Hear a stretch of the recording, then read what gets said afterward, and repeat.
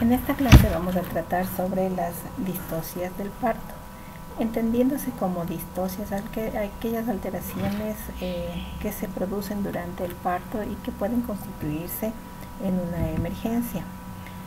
Las distocias del parto están dadas por algunos factores, entre los que están las distocias dinámicas o del motor del parto. Entre estas tenemos, por ejemplo, una actividad uterina defectuosa. Es una actividad inapropiada o insuficiente para lograr la dilatación cervical y el descenso de la presentación. No se logra una dilatación total, por lo tanto no hay el descenso del bebé. Estas distocias dinámicas o del motor del parto están dadas por alteraciones del tono uterino. Entre las alteraciones del tono uterino vamos a encontrar la hipertonía. Como su nombre lo indica, significa mayor cantidad de contracciones, ¿no? Es decir, el tono basal del útero es mayor al de 12 milímetros de mercurio. Esto puede afectar gravemente al feto si las contracciones o la tonía basal o el tono basal es mayor a 30 milímetros de mercurio. ¿Por qué? Porque se corta la circulación materna y puede afectar, producir una hipoxia al bebé y puede complicar muchos de sus órganos o llevarle a una muerte fetal. Al contrario de la hipertonía tenemos la hipotonía. La hipotonía significa que el tono basal ha disminuido, ha bajado a menos de 8 milímetros de mercurio, de milímetros de Hg, por lo tanto no hay una buena contracción, ¿no? Sin embargo, esta entidad no produce alteración ni daño en el feto. Otra de las consecuencias de distocias durante el parto son las alteraciones en la frecuencia e intensidad de las contracciones. Entre estas encontramos las hipodinamias. Las hipodinamias son disminución de la actividad uterina, por lo tanto hay un retraso en la evolución del parto, el parto se prolonga y en este caso lo que se debe hacer es administrar oxitocina para mejorar la contracción uterina y que el parto progrese. También se producen las bradisistolias, ¿sí? Las bradisistolias significa menor frecuencia en el número de contracciones. Consideramos una bradisistolia cuando hay menos de 2 contracciones cada 10 minutos.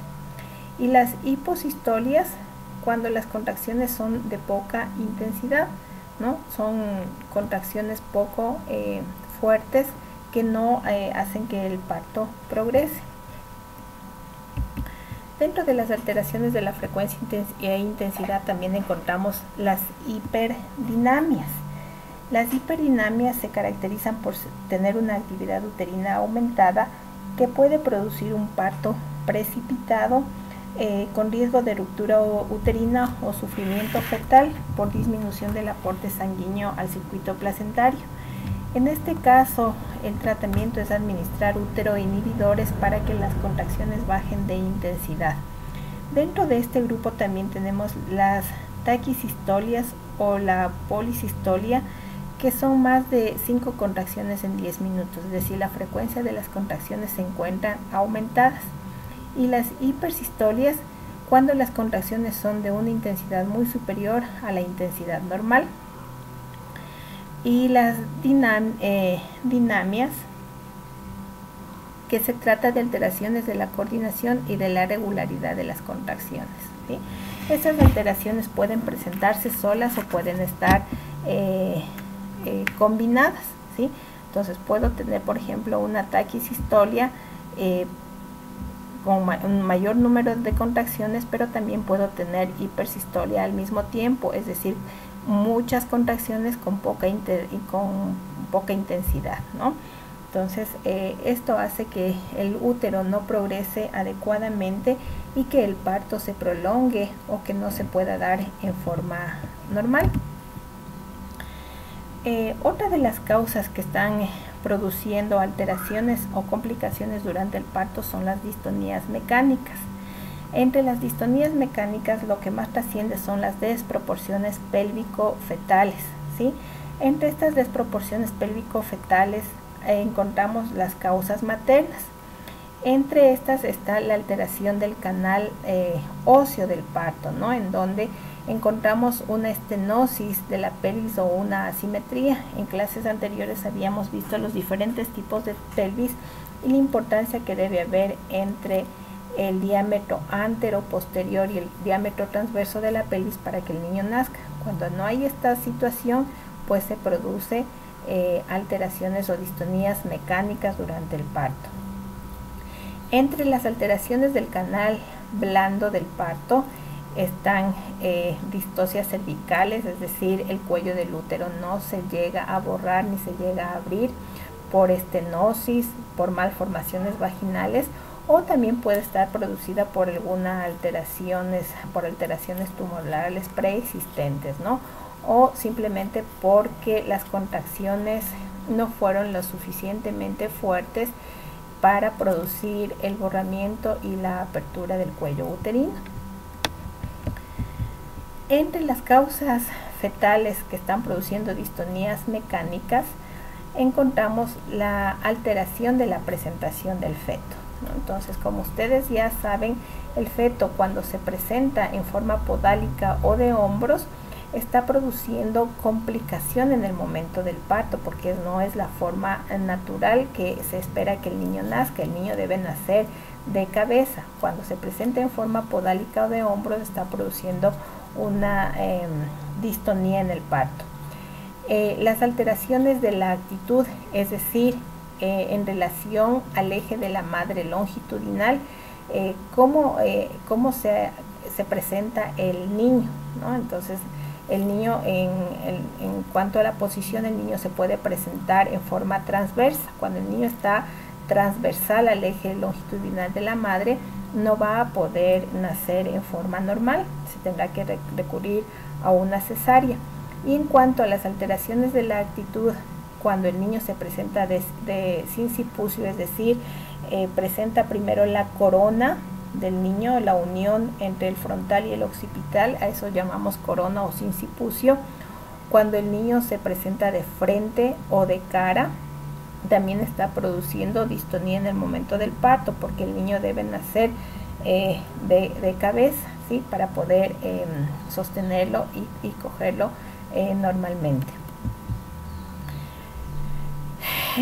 Otro de las complicaciones o distonías dentro del embarazo es el riesgo de pérdida fetal, que se caracteriza por una alteración en el intercambio gaseoso a nivel placentario entre la madre y el niño. Al haber una alteración en el intercambio gaseoso, se está produciendo hipoxia fetal, que puede causar daños severos en diferentes órganos del niño e incluso se puede llegar a la muerte fetal. El riesgo de pérdida de bienestar fetal en el niño está relacionado con causas que pueden ser maternas, cuando la madre, por ejemplo, presenta anemia, hipotensión o enfermedades asociadas al embarazo como la preeclampsia. Pero también se puede dar por causas fetales, por ejemplo, cuando el niño presenta malformaciones, cuando tiene insuficiencia cardíaca. Se puede también presentar por alteraciones en la placenta, cuando en la placenta hay una insuficiencia placentaria, cuando la placenta está envejecida, o por alguna alteración dentro del útero, ¿no? Cuando hay rupturas uterinas o hipoxias uterinas. El diagnóstico de la pérdida de bienestar fetal durante el embarazo, durante el parto, se debe basar en la valoración del líquido amniótico, el color del líquido amniótico, si el líquido amniótico tiene por ejemplo lanugo o meconio, pues estaremos dudando que hay un sufrimiento fetal, ¿sí? Hay que identificar la taquicardia o bradicardia fetales graves y la presencia de desaceleraciones también del corazón, y valorar también el pH fetal. Cuando existen estas condiciones, ¿qué es lo que se debe tener en cuenta o qué debemos hacer como enfermeras? Tenemos que dar medidas generales de urgencia, colocando a la gestante en decúbito lateral izquierdo, buscar o valorar signos que nos estén indicando que hay sufrimiento fetal, como por ejemplo el prolapso del cordón umbilical u otro accidente que puede ocurrir durante el parto. Se debe administrar bajo prescripción médica cuando hay hiperdinamia, un útero inhibidor, controlar los signos vitales, sobre todo la tensión arterial, porque puede haber una hipotensión producto de la analgesia epidural, y administrar CO2 con la finalidad, administrar oxígeno, con la finalidad de aumentar los aportes fetales, ¿no? Para mejorar el aporte de oxígeno al feto. Otra de las distocias que se pueden producir durante el parto es el síndrome anafiláctico del embarazo, o conocido más como embolia de líquido amniótico. Este síndrome es muy raro de observarlo, pero cuando sucede tiene un alto porcentaje de mortalidad materno-fetal, y consiste en que hay una penetración del líquido amniótico en la circulación materna. Debido a que el líquido amniótico tiene lanugo, tiene vermis, gaseoso y meconio, estas partículas provocan una obstrucción de los pequeños vasos pulmonares y producen una embolia en el pulmón, que puede llevar a la muerte de la madre y también del feto. Les había hablado que es de alta mortalidad, alrededor del 70%, y no se la considera como una enfermedad aislada, sino como una complicación aislada del parto, sino más bien como una reacción alérgica que aún no se ha determinado los mecanismos exactos, pero que es de raro aparecimiento, sin embargo es de alta letalidad.